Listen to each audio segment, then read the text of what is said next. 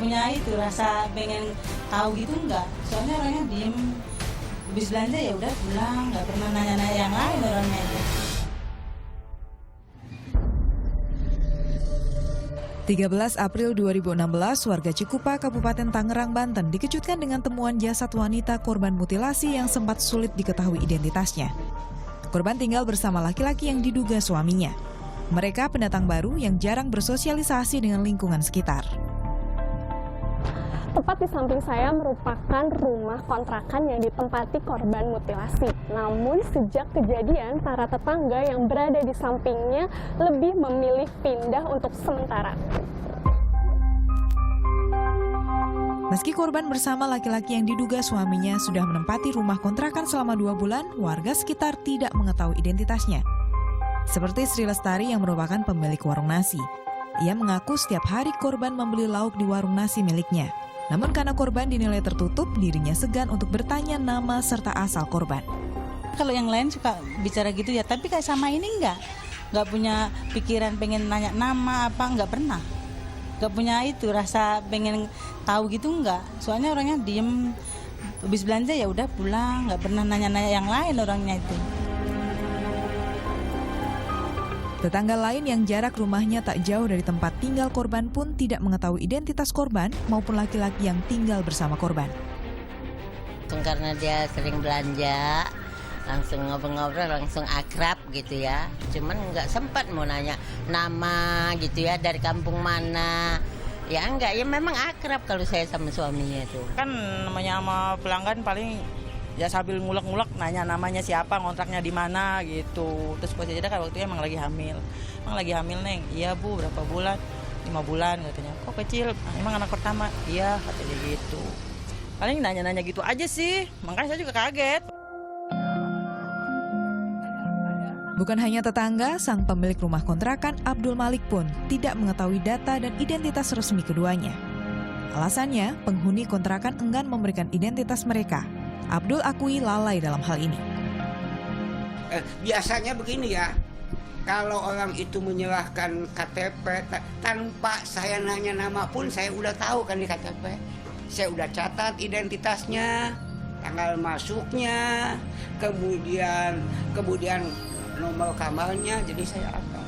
Tapi dalam hal ini saya mungkin agak lalai lah pada peristiwa ini, sehingga saya tidak sebab tidak menduga kejadian seperti ini.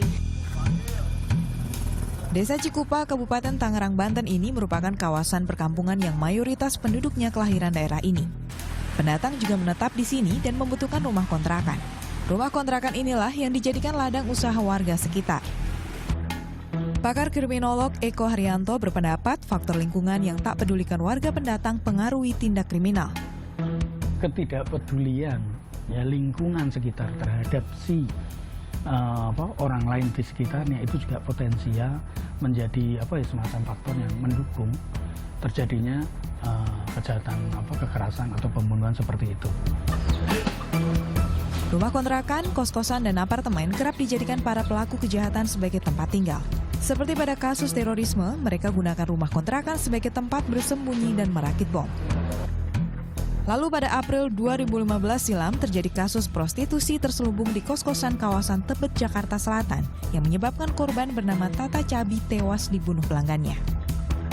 Memang kontrakan, apalagi sekarang dengan apartemen, itu merupakan tempat-tempat yang seringkali banyak orang keluar masuk. Biasanya kecenderungannya orang itu impersonal. Impersonal artinya dengan orang lain biasanya tidak begitu peduli segala macam. Kenapa? Karena kalau dia masuk, ada apa, kemudian dia masuk menegur atau apa, rasanya dia malah merasa mengganggu orang lain.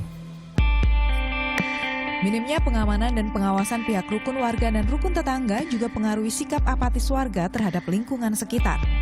Tidak ada dorongan ya di RT RW itu untuk berkegiatan bersama, ya otomatis orang tidak saling mengenal. Ya kalau tidak saling mengenal ya apalagi memberikan informasi kalau ada apa-apa dan sebagainya, orang kenal aja tidak. Namun berbeda pada kasus penelantaran anak oleh orang tua di Cibubur Mei 2015 lalu. Seorang anak selama sebulan dilarang orang tua memasuki rumah. Selama berada di luar rumah, sang bocah setiap malam tidur di pos jaga. faktanya bahwa anak itu tidak pernah dicari sama orang tuanya. Kemudian tidak ada care misalnya, oh anak saya ini ada di mana, kemudian bagaimana, makanya tidak ada. Artinya itu benar-benar kami beserta warga ini yang kebetulan cukup kompak itu mengambil kesimpulan bahwa telah terjadi penelaran anak gitu. Kondisi ini membuat warga turun tangan dan melapor ke polisi hingga tidak berujung pada tindak kekerasan yang lebih jauh. Bentuk kepedulian sesama warga bukan hanya dari saling bertegur sapa. Melakukan kegiatan positif seperti kerja bakti tentunya dapat meningkatkan sikap peduli dan mengurangi tindakan kriminal di tengah kehidupan bermasyarakat. Agnes Amelia, Muhammad Alfareza melaporkan untuk NET.